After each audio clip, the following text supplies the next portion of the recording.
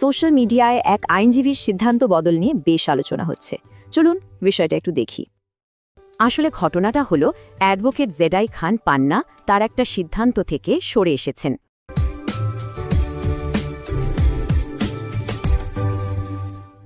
তিনি আন্তর্জাতিক অপরাধ ট্রাইব্যুনালে রাষ্ট্রপক্ষের আইনজীবী হওয়ার পদ থেকে সরে দাঁড়িয়েছেন। কিন্তু হঠাৎ করে কেন এই বদল? পোস্ট থেকে যা জানা যাচ্ছে এটা নাকি ওনার নিজেরই উপলব্ধি। ওই পোস্টে আইনজীবী পান্নার একটা কথাও কোট করা হয়েছে, ভুল তো মানুষই করে, তিনি মানুষ। পোস্টটাতে এরপর মানুষের নানা জল্পনা কল্পনা নিয়েও কথা বলা হয়েছে। পোস্টের লেখক একদিকে মানুষের ধারণা আর অন্যদিকে নিজের বিশ্বাস দুটো তুলে ধরেছেন।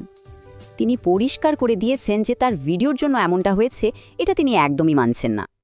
বরং তিনি আইনজীবীর এই উপলব্ধিকে বেশ ইতিবাচকভাবে দেখছেন এবং সমর্থনও করেছেন। সব শেষে লেখক জানিয়ে দিয়েছেন যে এই টপিক নিয়ে তিনি আর কোনো কথা বলবেন না।